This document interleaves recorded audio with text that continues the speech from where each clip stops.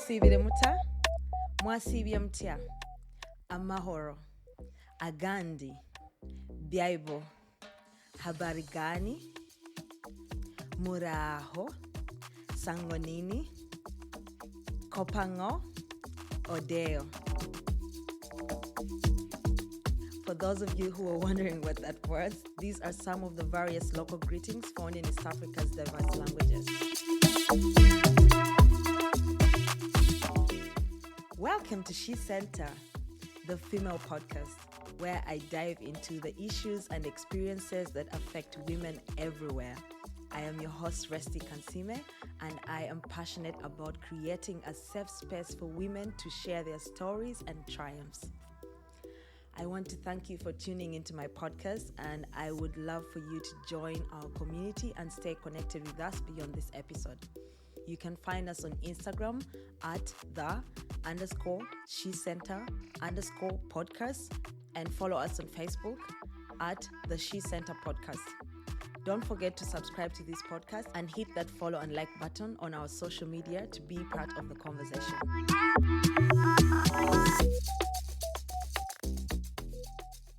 Welcome back to She Center, the female podcast.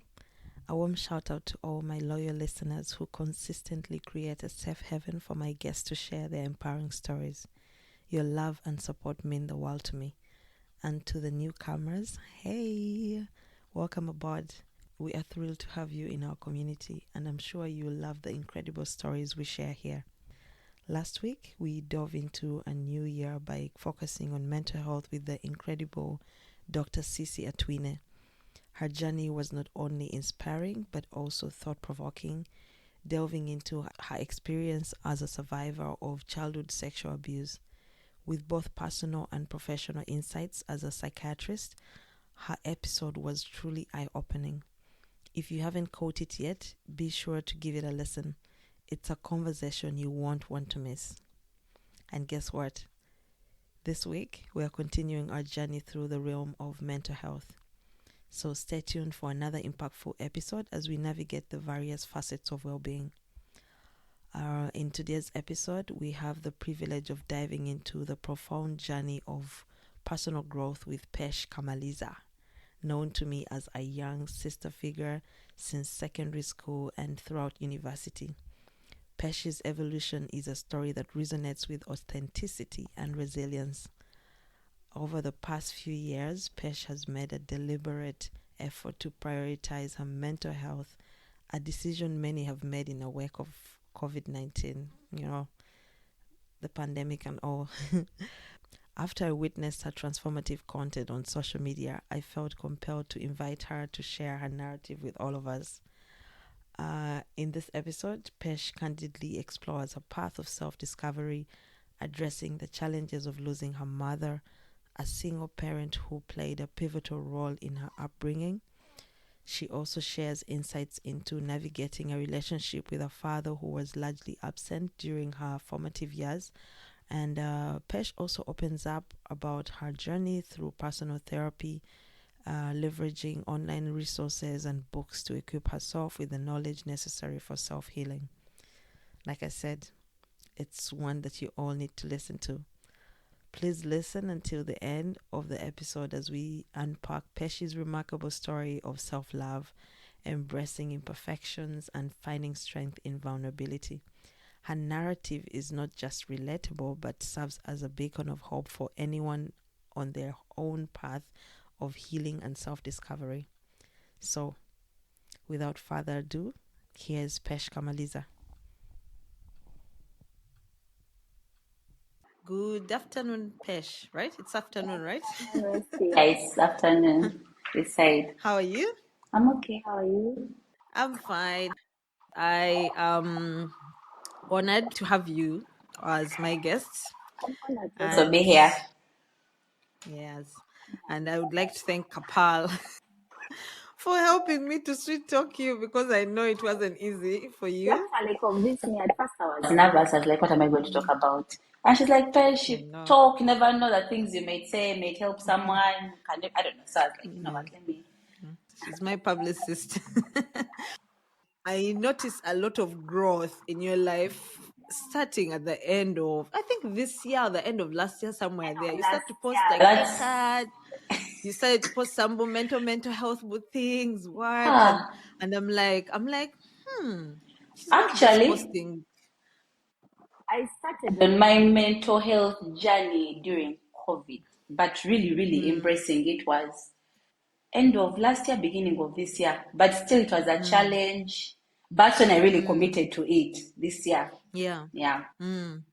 That's really amazing because in many cases, so many people can be going through something, and on social media they are completely different. Like someone can be like dealing with like their mental health and like trying to do better, but social media they're just posting, like funny stuff or whatever, and you just always just be like, this guy is just funny, until one day when they tell you, man, I've really grown in this person. You're like, you have? Your content does Really? not really show. I know. That's not And really that's how show. I used to be also. Like, you go Mm, through a lot, but you can't let people online know. You have to. I mean, exactly. you don't want people to know Yeah. your problems. I think that's human nature. Mm, It takes a lot to yeah, be it is. vulnerable. Yeah.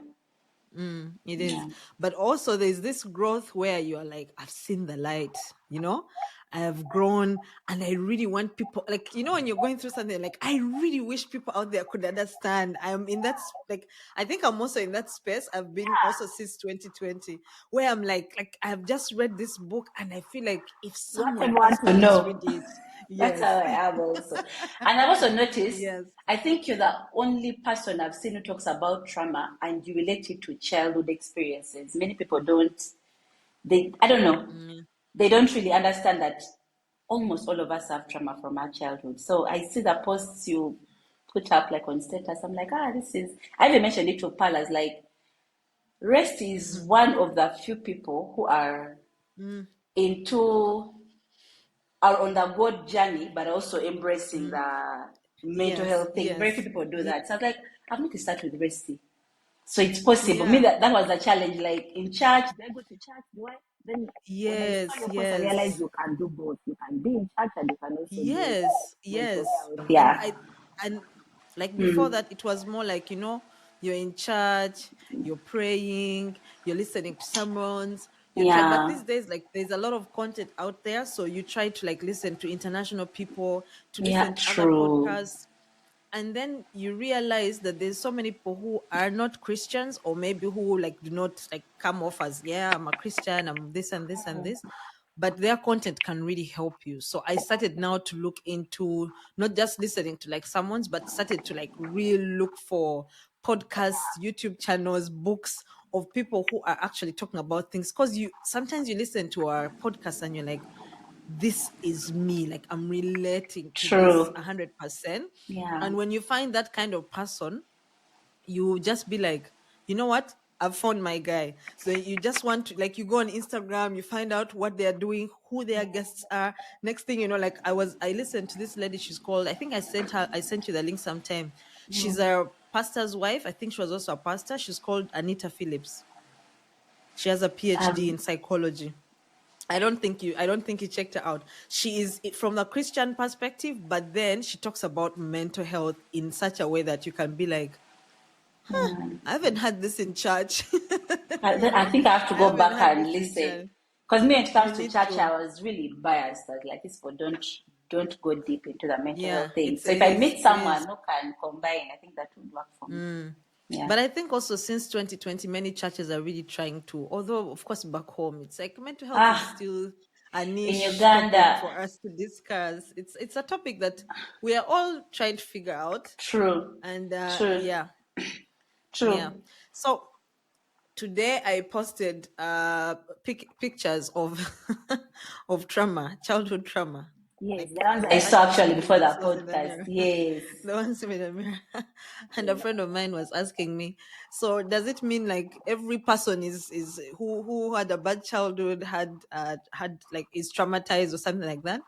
And it got me to think. Of course I responded to her, but it got me to think so much about it. And it's sometimes very hard, like, you can tell someone, but that's trauma, and the person is like, no, it's not. True, You get? true. Yeah, I think it's something that people are afraid to say, but also there are people who are over like, yeah, I have trauma, and they don't want to like find help for it, like, They yes, use it I'm as like this. an Yes. So identity, like, exactly. So my friends, yeah. because I sent them pictures and I was advocating for, yes, trauma, you know, you have to understand. My friend sent another picture where where the message was saying, but also the people should not use the bad behavior as an excuse. Let them go and deal with their trauma. And I'm like, yes, definitely. I agree 100%. We all need to go find help. Like, we shouldn't use it as an excuse. And I think that's where many of us are still like, now we know we have trauma. Like, we didn't know what the word was. but And but then what do you do after? but also on the topic of trauma, I think people, especially like here in Uganda, I don't know about there. I feel Mm, like people there mm, are a bit more ahead. But in Uganda, people don't even know what trauma is. They mm. don't. They No, I think trust me. I think it's common in many societies. You have to be informed in they are terms not. of. Yeah, Yeah, you have to be, even in Uganda, I do believe people, there are some who are informed, but informed in terms of reading about it, they know um, like the. your parents being aware of it. Maybe in Uganda, I would say we many people don't have a term for it. Like, we just know, Yeah. Bambio, yaita bizibu binji. Like, that person has gone through so much, but we don't know that it's called like that. That we are describing trauma. And also, they don't know to what extent what people go through Mm, can affect them. Like it can their whole affect the life. quality of your life, that is the way you make decisions, the way you relate with people, Definitely. the relationships. People don't get that. Yeah. They think it's just Yeah. something, but it really affects all your decisions. Yeah, that's very true. And since we've talked so much about trauma, I'm sure people already know what the topic is going to be. But I Yeah, would like this not to be about trauma. Let's not come for people like that. Let us true. bring them, let us slowly bring them into the trauma explanation. Yeah, yeah. So I like to start out by asking my guests to tell us about their childhood, and how it might have impacted the person that they are right now and how they see the world. And where I got that question from is from a book about trauma. Which book is That that? I like question, reading books about. you should read it. It's called What Happened to You. They say that when you look at people, you shouldn't ask, what's wrong with you? You know, that's a question we ask. Like, Pesh, what's wrong with you? Why are you always angry? Why are you this? Why are you always sad? Why are you always happy? So their argument is, instead of asking people what's wrong with you, we should ask them what happened to you. Then you can be able to understand the root cause of who they are as a person, as an adult. And so, yeah, you could take us on the journey of who you were from childhood. How was your childhood like? And how has it shaped the person that you are right now and how you see the world? Okay, I was born to my mom and dad when they were still at university. They were still students. Mm, So obviously there's that challenge of being a student and having a child. And then mm, shortly after, they had my sister. Shortly after, my mom became a single mom. So I've been mm, raised by a single mom, and mm, that definitely affects how you view the world. And for me, mm, I didn't know that my childhood mm, I had picked up certain things. Because mm, what the way I could see things, my mom took care of us and took us to good schools. So mm, in my mind, I thought I was okay. Like my childhood is okay. mm, Until I started reading. Or mm, no, the first thing I noticed was my behavior. I was an angry mm, person. I was tough, as easily, mm, triggered into anger. So, mm, and I was also anxious. I mm, had a lot of anxiety within me. So I mm, think I reached a point, I mm, don't know, it might seem insensitive, but COVID for me was like a point in life for me to stop and reflect. Because the whole world had stopped. I had nowhere to go. I had nothing to do. So all of us have stopped, like you're not doing anything. And in that moment, yeah. I started reading books. And then I Mm, started realizing that my childhood had actually affected me. And it's affecting the way I relate with people, mm, relationships with, men, with friends.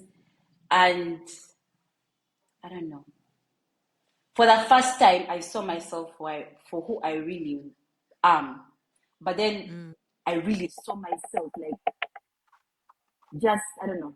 I don't know. Like I have the words, but putting them, there's a picture in my mind, but putting it in words is a problem. I saw who I really was, I think, like I said, at the You saw the beginning of bigger this year. picture, your Yeah, but identity. and my identity, who I really was. So there was a build up, obviously, during COVID. You're not going to wake up in the morning and read books and then you get a click. Like some people you might. The click was there, but for me to really understand myself, that was at the beginning of this year, end of last year. But now Yeah. imagine how challenging that was for me, because now I could see my pain and my heart, of growing up with only one parent. Yeah. So, but the beauty of knowing all that is that you know where to start from. You work on yourself. Yeah. Yeah. So my childhood, how it influencing the world. Of course, I had a perspective of men, like because I didn't grow up with a male figure in my life, and even the people who helped my mom were my aunties, my grandma. So it was women. I looked at women like they were reliable, and men were, I don't know, like they're Keep not away. reliable. They're not Trust no man. trustworthy. Like you can't trust. So obviously Yeah. you do the work. You do the work and you unlearn all those things you picked up in childhood. Yeah, I can say right now I'm in a better place. I'm not saying I'm 100% okay. I'm still doing the work, but I'm in a better place. And Yeah. I don't know. I feel more at peace than I was before doing the work. Because you Yeah, now understand your people. yeah, I think yeah. that makes a lot of sense. And I would say I went through that journey. I I know. definitely went through that journey. I can relate. And in the first episode on the podcast, I shared about this. I didn't really share about it in detail. Maybe I will one day, but I shared about this, and just like you, from a very young age, my mom, and literally, I was raised by women, Yeah. and I have uncles and the husbands of the people who raised me, but the most, like, when I look at my life, I'm like, women raised me. Yeah, even women raised me. Yeah, yeah. First of all, in addition to that, I don't know, for you it might have been different. In addition to that, my mom took us to single schools. No, I didn't go to single schools. Okay, so That now would have, imagine the only people yeah, you trust are women, and women, then yeah. your whole life you're in single school until I was 17. And then I got to mixed school, and now these strangers, the men, are all over the place. And I'm like, what do I do with these You don't know how creatures? to relate Me, with I them. I used to run, Pesh, run. I also used to play, I don't know, like, when we're high school and my friends would have boyfriends, me, I was like, nah, I just. So I started having relationships at when I was a bit older, because there's a way Yeah, I later see age. men, like, they Yeah, don't trouble, trouble, trustworthy. trouble, Yeah, like they trouble. will let you down. Yeah, That's how I used to see them. yeah. And I think in many cases that could be seen as a good thing, mostly in Uganda. If you're a teenager, your parents are like, "Oh, I like my daughter. She only has friends who are girls. She's not Let's bring spoiled. girls here." Yes, just like you, I was also reading a lot, and it says that that can really affect your relationship with men. Yeah. So how just tell us just a little bit about growing up with a single mom, because that's also a very significant part of your life, and many people can relate to that. How was growing up with your mom? I don't know. My mom did the best she could for us, sacrificing, taking us to good schools, buying us. I can say my childhood, I didn't lack anything. I had a good childhood. Mm, That's why I did not think I had issues, because for me, now, mm, as like everyone, trauma is from mm, when you've been abused, or I don't mm, know, you have parents who are really, really abusive or really mean. But sometimes it's mm. because we forget that even our parents have trauma. Mm-hmm. So they'll have Exactly. challenges in parenting. And the Mm, misconception people have is that only children brought up by single parents are the ones with trauma. But even people with two parents in the house who are, mm, involved, they'll pass down their trauma to you. So that's mm, why I think everyone needs to do the inner mm, work. Whatever kind of childhood you had, even if you think it's the best. Because me, genuinely, I thought I had a very good childhood. Because for me, the idea of trauma was, you grew up like in real poverty. They didn't give you the things you want. You and by the way, the suffered. funny thing is, I told this exact thing to my friend today when she asked me, like, did everyone who suffer as a child say they are traumatized? And I'm like, by the way, you'd be surprised. A person who grew up poor with both parents who are present, who loved them and showed them the right way, they might never have any kind of traumatic Yeah, experience. Like, there is yeah, nothing impacting their life because their parents were there and they see their parents did the best they could. But in many cases, you find someone who grew up with both parents, everything, and and they're they the ones have who come like out to deep you and tell trauma. you Yeah. exactly. I like this. Can we talk? No, my God, I should So do my it's like research. it's like this girl who started a podcast in Uganda, but she Uh, started it also during that like whole 2020, 2019, 2020. I feel like She there was started a a movement that podcast, time. and yeah, she's even has like those games right now, conversational starters. She even holds like things in Uganda. She made a business out of it. Yeah. And I listened to her podcast, I think last year. I found out about it last year. And how she was talking about it. I think she was also going through that growth part. Most of the episodes were old because I listened to it like past 2020. But her Podcast. conversations really made me realize I was like, wow, that's quite interesting. Like to hear a fellow Ugandan talk about this, because I was also going through the same journey.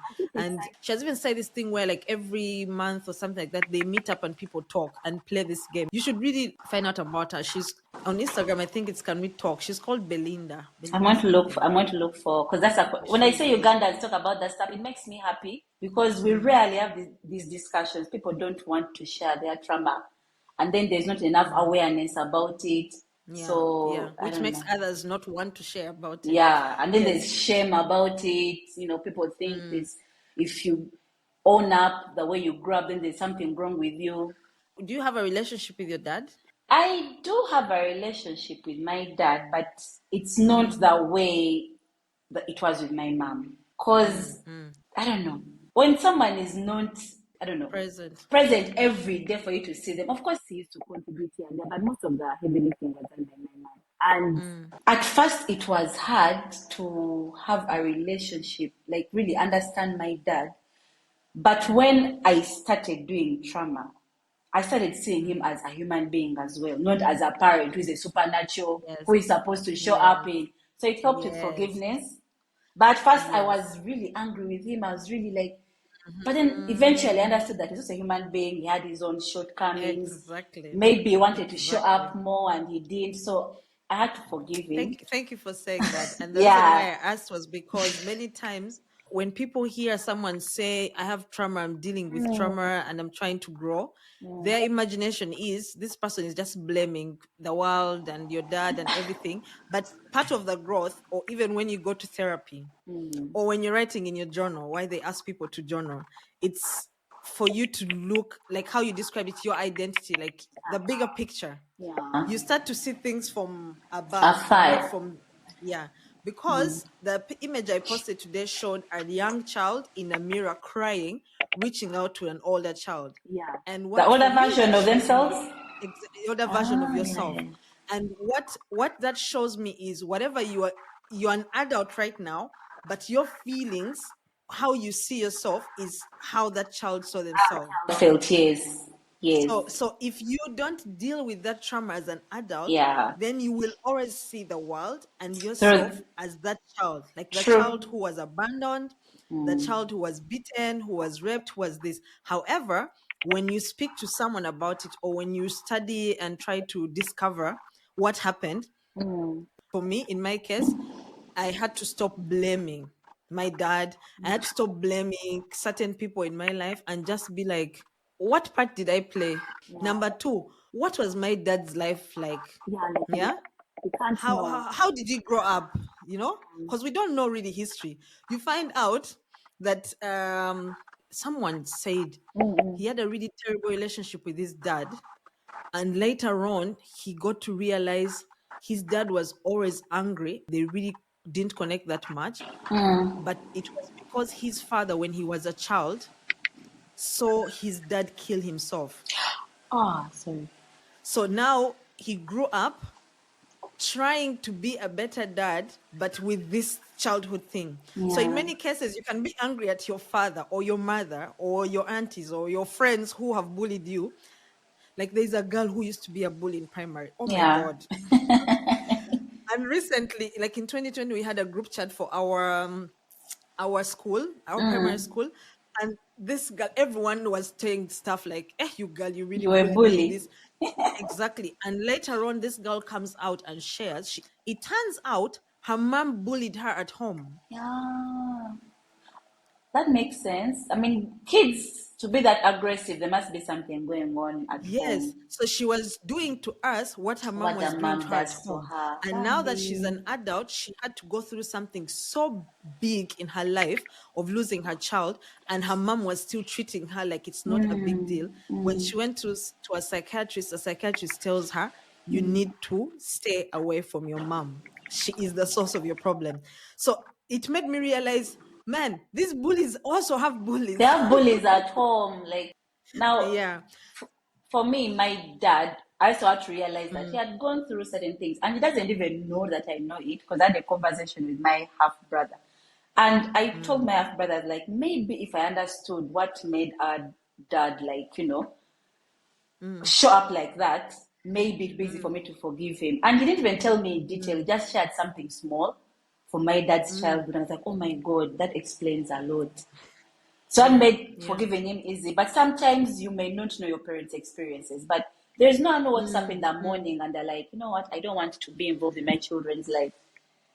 Usually mm. there's Yeah, something behind I them believe that. that makes them Mm, make that kind of decision. Maybe they doubt themselves, yeah. maybe they Mm. are angry. I don't know, something is They is don't not feel okay enough. exactly. They don't feel like Mm, they'll be yeah. enough. They doubt their Mm, yeah. presence as a parent. Presence. Yeah. So Like maybe if it's better for me to stay away. yeah, yeah. Or they Yeah. genuinely don't know how to show up. They're like, Mm. I've never had No a one parent taught me figure how in to be my a life, dad. so how am I going to be a dad myself? Exactly. So yeah, Exactly. sometimes people might think you're trying to excuse people's bad behavior. It's not, and I believe people should be held accountable for. But you can do Mm, it with mm. grace and forgiveness. Like, Yeah. Yeah. yeah, Yeah. so yeah, That's very true. And yeah, the lady that I listened to, or she had an episode where she was like, as an adult who is dealing with all these past childhood experiences, you need to forgive your parents for the miracles they you did not have to, perform. yeah. And they're also human beings at the Because end of the day, like, exactly, because I've also for hurt you to look at people. your dad and be angry at him, it's like you saying, I've never done anything Not done bad in my anything life. wrong. I'm perfect. Yes. I've Cause never hurt anyone. And my dad should be Jesus and do everything perfect. yeah, and what made it easy to forgive is that I also looked at how I behaved before I could Mm, recognize my behavior and how I hurt people. Because I did hurt people mm, and people mm, hurt me. That doesn't mean that mm, mm, I'm, I should also now judge other people. I understand myself now. So I know you mm. can make decisions Yeah.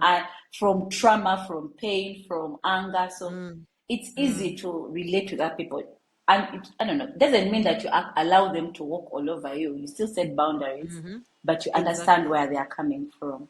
Yeah. You've put that really perfectly. And I Yeah. think it's maturity for you. And they say in many cases, if someone who has been struggling with trauma or someone who has certain behavior, good or bad, there are people pleasers who are like that because of some experiences from their past. They say if you have a friend who ends up growing emotionally, physically, spiritually, then being their friend might become really hard after they have grown, because then now they have set all these boundaries. They're looking Yeah. at a world in such a different way. Have you had these Yeah. kinds of experiences in your life where there are some people that you had to let go of, or some relationships you had to look at and be like, I can't stay here? How has your change affected you right now and other people around you? So yeah, there are some people I've stopped, like accommodating in my life, and it's not because of I hate them or I don't Mm, think they are capable of yeah. change, or maybe I've cut them off. Maybe somewhere in life we will not make up Mm-hmm. and be friends again, or be whatever we were. Yeah. But Yeah. I just realized that in that, I don't know, right now there are some relationships that I felt like I was losing myself, or I don't know, it just didn't feel right. Like this person is, I don't know, maybe like taking me back to, I don't know, the place I used to be. But I have not many people, because I didn't initially I didn't have like many people in my life. But of course, some have dropped off. Not like cut, but like the conversation dies down because you no longer have anything in common. But I've been blessed with friends who are like my really, really close friends, like Pal. And those are my There's Vicky, there is Sissy. Lucky for me, most of them are on that journey as well, especially my girlfriends. They're helping me grow and I'm helping them grow. But I don't know. I've not really cut off people. I've cut off a few. But I've been blessed with good friends. I don't know. When I look back in my life, I don't think I've had really mean friends. So now, when They don't have to be friends. In many cases, it can actually be someone in your life who you used to give so much power. Like, for instance, someone in your family, someone, your acquaintances, like those are the kinds of relationships I'm talking about, not really like the closest relationships. Okay. You know, when you ask me questions, sometimes I have to think about it and process the answer. So I made as if blackout. I am trying to find the right words. Now, the first person. You don't have to mention names, please. Don't let people come beat me up. Yeah, like, don't be like Sisi Nakusarayo. I'm trying to say family. Family. The thing with that this journey has helped me with is stand up for myself. That's something I never used to do before. Like I'd feel like I don't want to hurt people's feelings. So there was that bit of people pleasing. So it has helped me like speak up for myself, even with family. Like the ones who are like, I feel like I should respect them. I'm like, respect doesn't mean that I should take. I respect them because they are older than me, but I can still speak up for myself. And then, of course, to other people in my life who I felt like I was giving too much power, what I was seeking for from them, I could give myself. I could give myself the acceptance, the validation, the love I was seeking from certain people. And I don't hate them. I just at first I hated myself for giving them that power. When I say doing the work, because before doing the work, I hated them as like, how can you not show up in my life like this? Can't you see the sacrifice I'm making for you? Can't you see, I'm showing up for you? But as I started doing the work, I realized that that's my problem. It's me who put all that power in them. Like these are things I'm supposed to be giving myself. Responsibility. So at first, now the anger shifted from those people to myself. Like, how can I see myself like that? Like I have to get validation from someone else. I have to get acceptance from someone else. And then now I had to forgive myself, which was not easy. Forgiveness is not easy, whether it's for a family member, a friend, or even yourself. So that grace you extend with other people, you have to extend to yourself. Because once you realize that these people did not do anything to you, it was your interpretation and your attachment and your, giving them so much power. Now the anger comes to you like, and then from the anger, now it shifted to my parents, like, why did they teach me better? So it was looking for someone to blame. Exactly, someone to blame. So as in that phase, that's the thing about healing. You go through so many phases. And in those phases, sometimes you'll be angry at people. You find yourself like lashing out, but you have to reach a point where you control your emotions. It gets easier, that's all I can say. But at first, it's really, really tough because you're trying to find answers. But then you don't know, like, the answers are coming to you, but you don't know how to deal with them. Like, so it has your question of my relationships. I can't remember how you phrased it, but I have better boundaries. I can speak up for myself, and I've taken back my power. Like I know I am my soul. I don't know. I'm the most important person in my life. I have to give myself everything before I expect it from other people. I have to love myself first. I have to show up for myself. I have to. Everything now I'm doing is for me, and for me, it's new because I've never been in a point in my life where I put myself first. So it's a new experience. What I'm hearing is you have. First of all, you've forgiven yourself. Many people don't understand what forgiving yourself means. And I'm very glad that you've explained it really well, because you get to a point where you're like, this person hurt me. But then you realize in your growth, you're like, wait, they didn't actually hurt me. It's because I have given them that much power over me. So at the end of the day, you take your power back and you start to realize, okay, now I've realized I am the one to blame for That's some blame, of I'm these the things. one. Yeah. Yes. And then you start to say, okay, who should I blame? Because, of course, at the end of the day, we always go back to blame our parents. I know. And I'm also hearing you talking about unlearning old habits. Can you speak more about this? Like, what old, mostly habits or behavior have you had to unlearn? So the things I had to unlearn were my Mm. beliefs. And Mm-hmm. I'm talking about beliefs. Beliefs are the ones that were like the root of my behavior, the way I see life. Mm. So let me see Mm. how I can explain it. I'm going to just go general and talk about like how everyone gets their beliefs and how you can Mm. change those beliefs to Mm. become the person you want to be. So we are human beings and we grow up in society. We Mm. are raised by parents, and there are also other people in the picture. There's a society, and first we're African, so there's Mm. community, there is. So Mm. the belief, we form beliefs when we are still young. Mm. And like age I think 0 to 9, 7 years, that's when kids are not using their logic mind. It's Mm. just whatever is happening, it's just consumed, it's just consumed. So Yeah. let me give an example like this. You see how you can wear shades, and Mm. through shades you see red. If they are tinted red, you see red. Another person, if they're wearing brownish, they will see brown. If they are black, they will see dark. So Mm. our beliefs shape how we see reality, how Mm. our perspective on life. But how our beliefs are Mm. formed, they are formed from our primary caregivers. So if Yeah. you grew up with parents who struggled with money, Mm-hmm. then you will have that belief around money, or parents who are strict, parents who are harsh, parents. So your experiences of your caregivers, how their experiences with life and how they treat you, how they Mm. talk to you, how Yeah. they relate with you will form your beliefs. So some people will come Mm. up with beliefs like I'm not good enough, I'm not worthy, I'm not lovable, depending on how their Mm. parents related with them. But again, once you're even when you're doing this, you have to realize that your parents were human beings. They're also raised by human beings. Some of these beliefs were passed down from generation to generation. And that's what Yeah. you find Christians calling generational curses. So your parents' experiences can become your experience. You find a Mm. polygamous man will have polygamous sons. A mother who didn't get Mm. married will have daughters, who don't also see like that. Their beliefs around marriage will be like for their mom. Marriage. Mm. Mm. So you form these beliefs and I don't know, You don't question them. you don't question them, you just pick up on them. And also the way our parents relate to us, you can find parents, this is especially common among men. Mm. If they find you crying, they're like, no, men are not supposed to cry, men are supposed to do this. So you grow up with this thing of like, men are supposed to cry, women are supposed to do this. You grow up with these beliefs and you don't even know where they're coming from, you don't question them, but they are not serving you.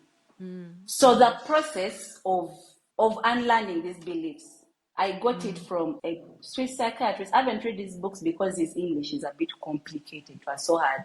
So what I did, I watched content of people who talk about his work on YouTube. It Mm. was called Carl Jung. He came up with a concept Mm. called shadow work.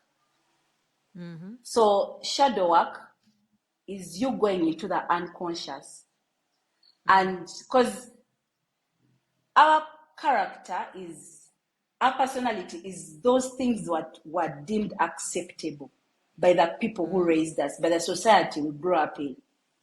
Mm. For example, maybe you have parents who are overachievers, and if you come home and your report is not, Mm. they will put a belief in you of like you have to achieve, you have to be your best, you Perfectionist. have to be perfectionist, Perfectionist. otherwise they Yeah. will not love you if you're not perfect, or Mm.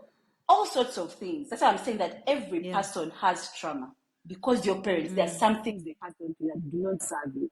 So you come up with Yeah. this. Carl Jung came up with this concept called shadow work, where you go Yeah. within yourself. Don't look at those behaviors which you accept about Mm. yourself.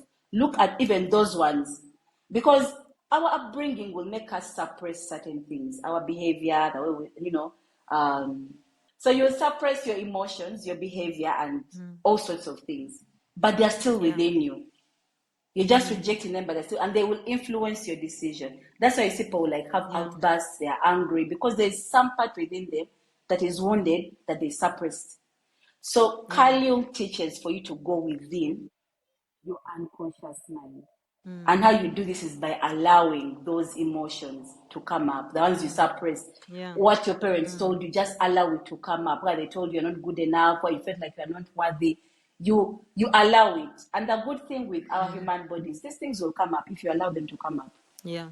Self-therapy is hard, but it's doable. It's easier with someone to help you, but sometimes the funds are not there.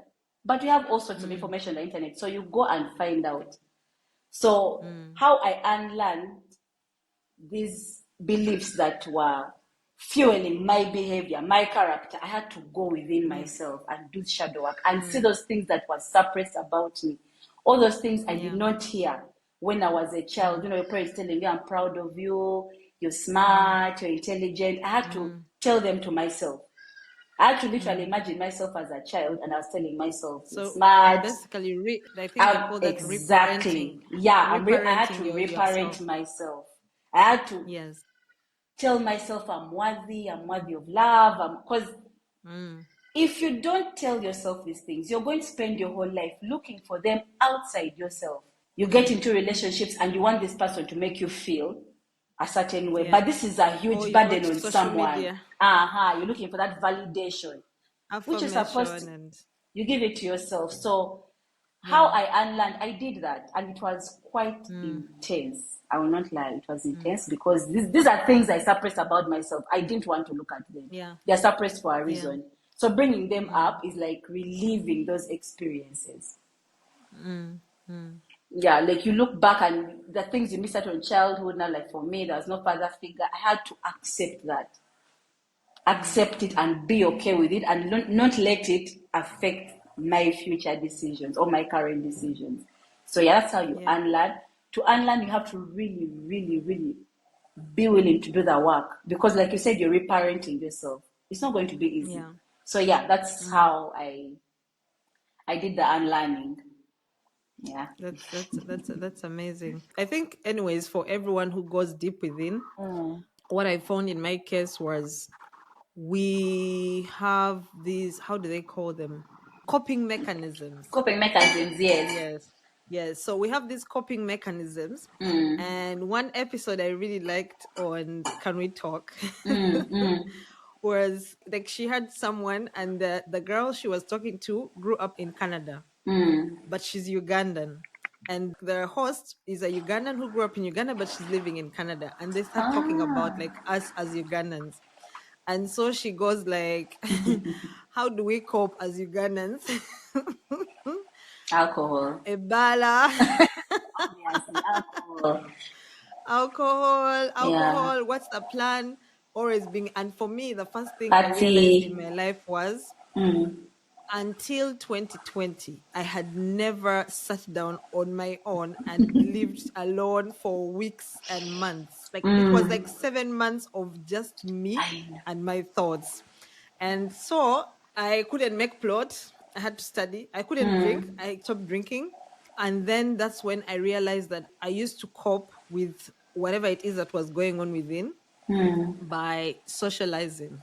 So I was this extrovert, Every time I was in hostel, like at Nana, every time I was being in the room, even if I don't feel like going out, just me being in the room alone, it's A either I always had distraction. a movie.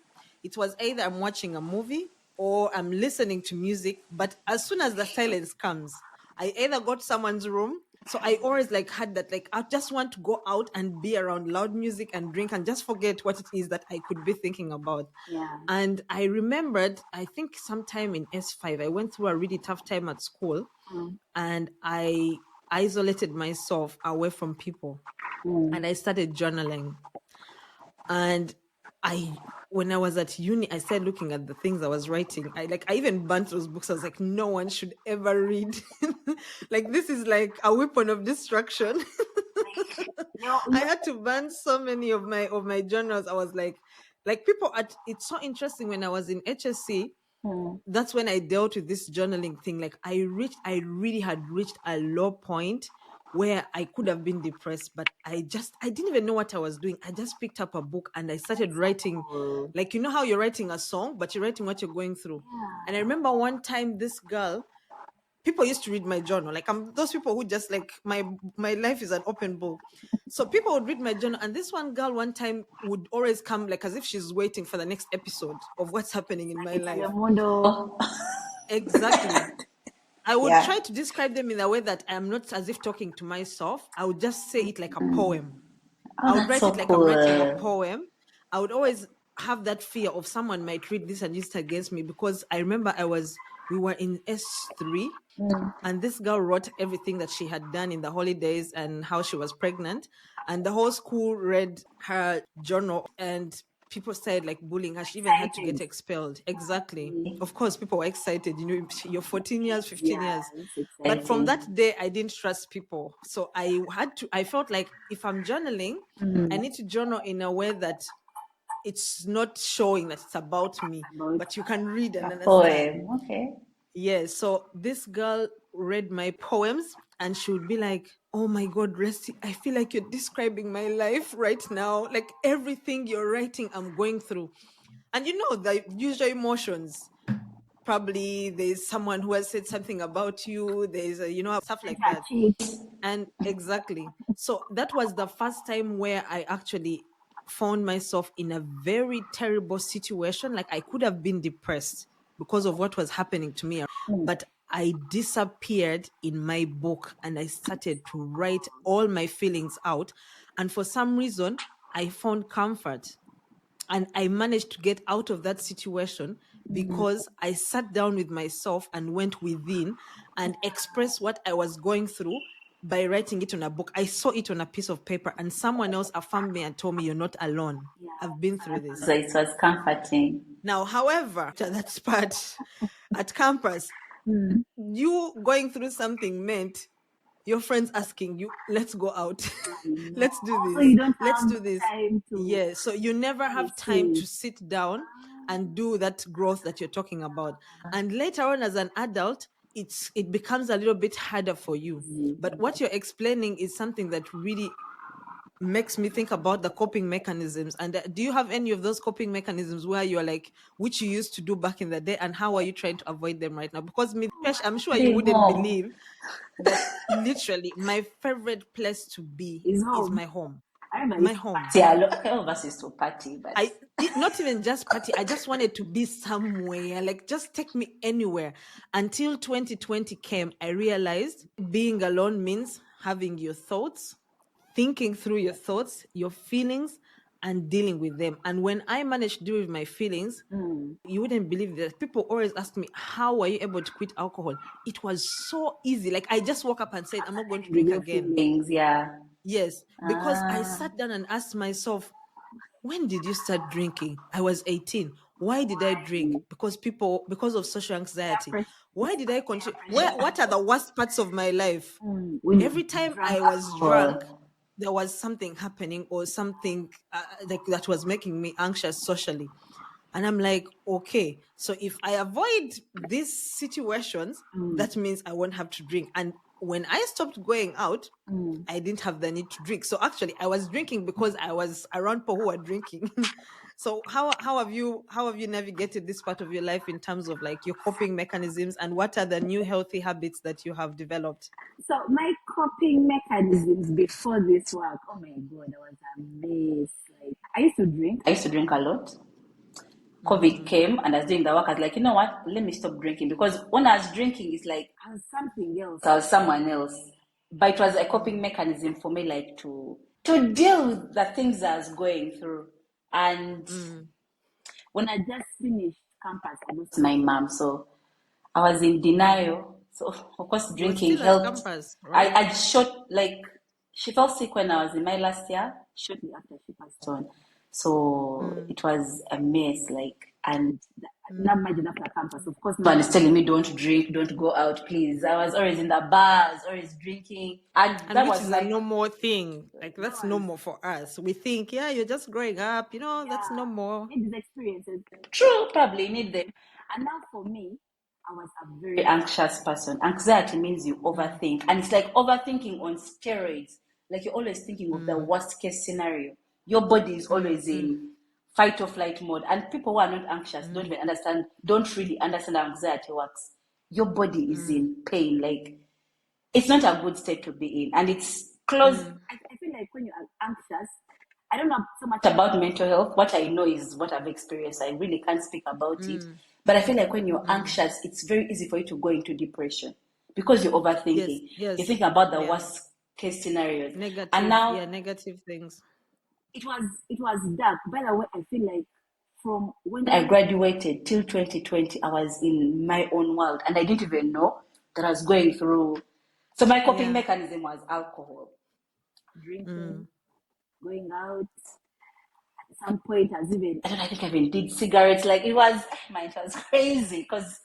But eventually, when I started doing the work, my coping mechanism now is breath work. Because as an anxious person, you need to learn to regulate your nervous system. Right now, it's not as bad as it was before because now I have better control of my emotions. I don't act out the way I used to. And an anxious person, you just act out like you realize later, like, oh my God, I didn't need to act like that. I didn't need to be that angry. I didn't need to, because you're in fight or flight mode. So your body is just forcing you to do stuff. So 2020, when I was at some point, I reached a point. At some point, I quit alcohol so that I can get a better picture of what I'm going through.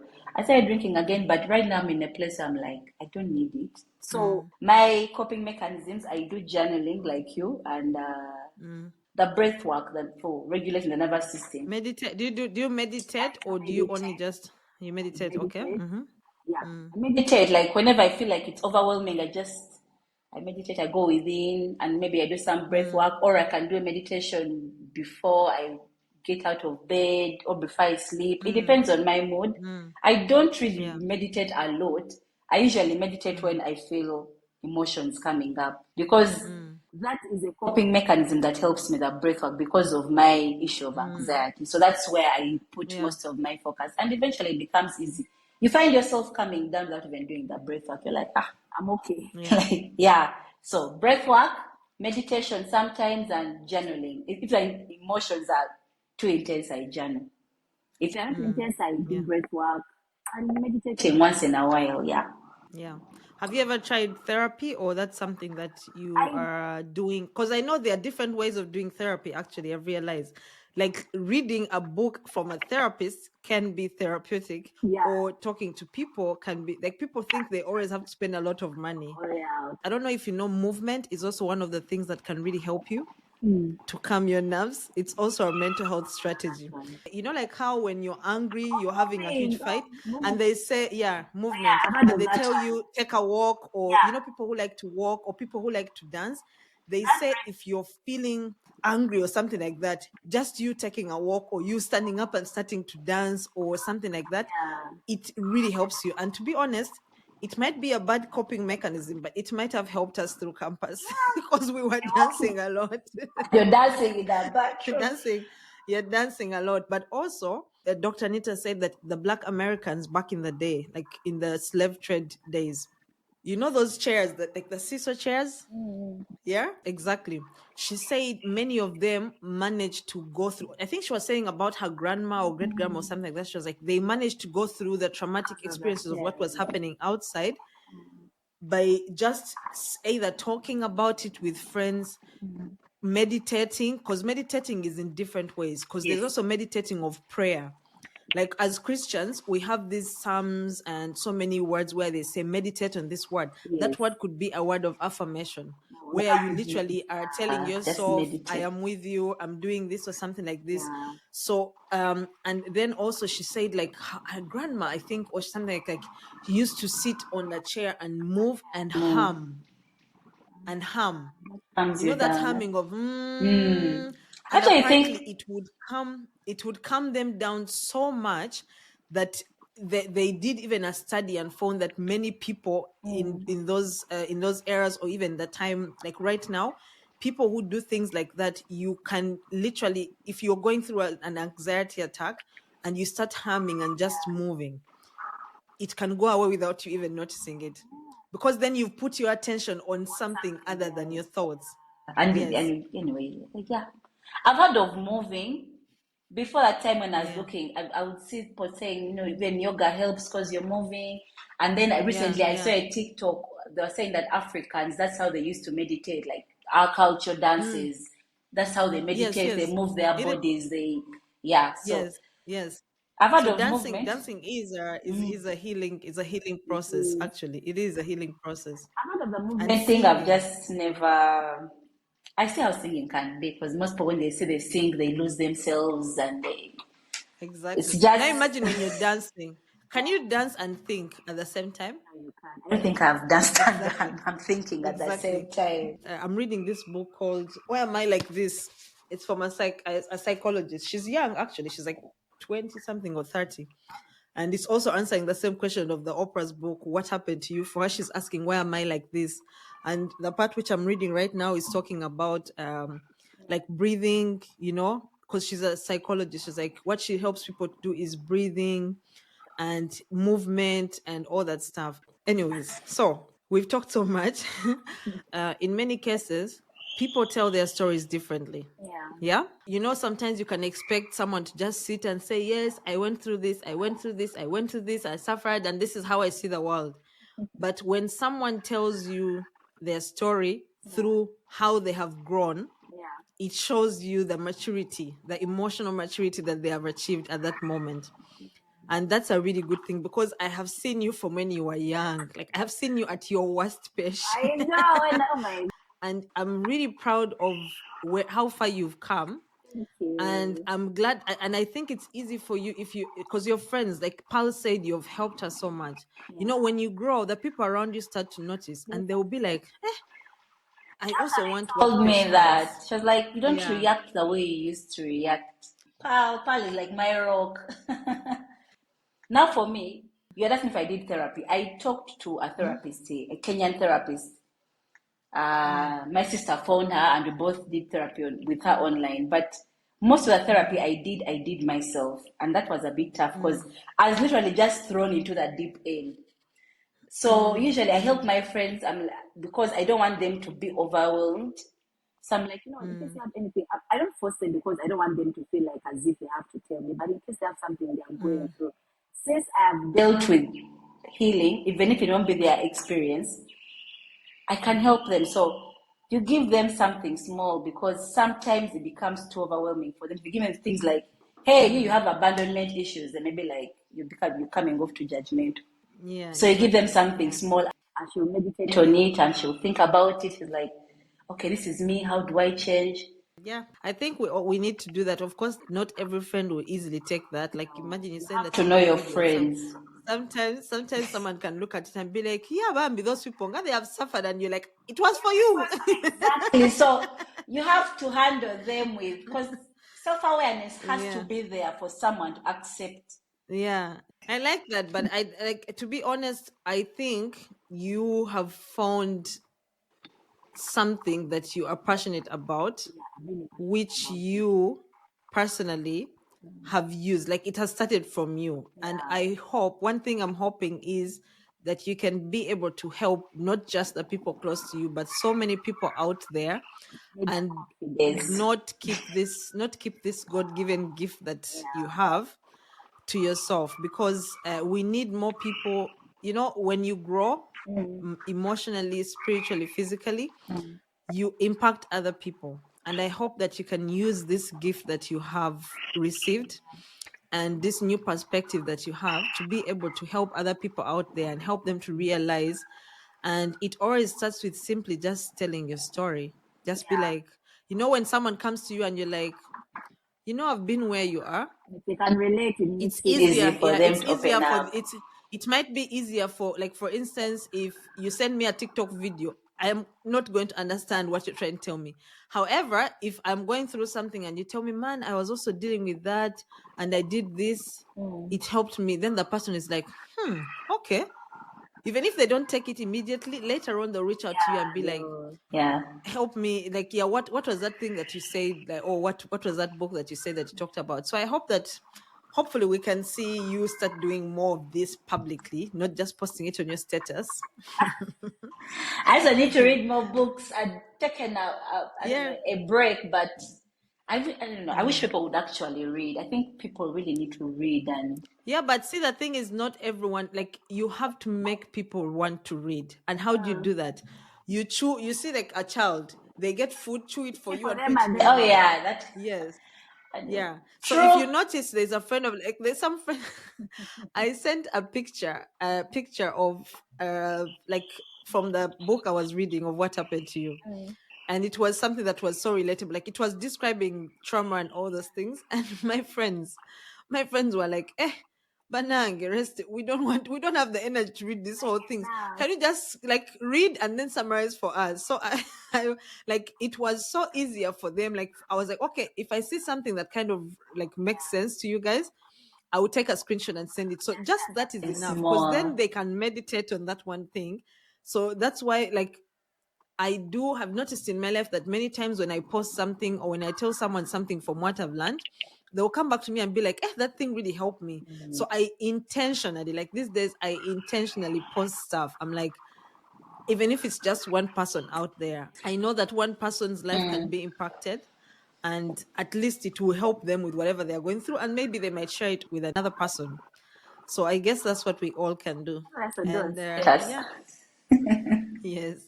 Yeah, Pesh, it was really nice talking to you. This was a really very fruitful conversation. Is there anything that you would like to maybe to talk to a girl out there, a woman out there who is on this journey or who would like to start this journey that but doesn't know what to do exactly? What would you tell them? So the first thing I would advise is for them to first embark on a self-love journey. And when you love yourself, you're going to love yourself exactly as you are. You're not going to try to change yourself. You're not going to accept the way you are. That's why I'm talking about shadow work. See what's in that and the unconscious, and also show it love. Like, that's part of you. Even if you're willing to let it go, that's part of Yeah. you. Accept it Yeah. with love and then release it with love. You surrender it. The biggest advice I would give: learn how to love yourself. Because as women, we have been taught by society, conditioned to put people first before us. It's either your husband or your children or your family, or I don't know, the men in your life. So we have been taught to make ourselves the second class citizens in our own lives. So when it comes to a woman, I would advise them: do the work, love yourself, self heal. I know therapy can be expensive, but it's not limited to only those who have money. There's free information on TikTok, there's information on YouTube, there are books. Just do the work. Learn who you are, love yourself, let go of those beliefs that don't serve you, because the world, the way it's set up, is it's for women to be, a bit lower than men. So for us to be who we really are, to let go of that conditioning we've been given, that we are lesser, is by learning to love ourselves, and that is through self-healing. And once you heal yourself, I promise you that the sky is the limit. You can do anything. You can do so much if you're coming from a healed place. If you've come from a place of loving yourself, of understanding yourself, forgiving yourself, forgiving your childhood, forgiving your parents. It's amazing. Yeah. Yeah.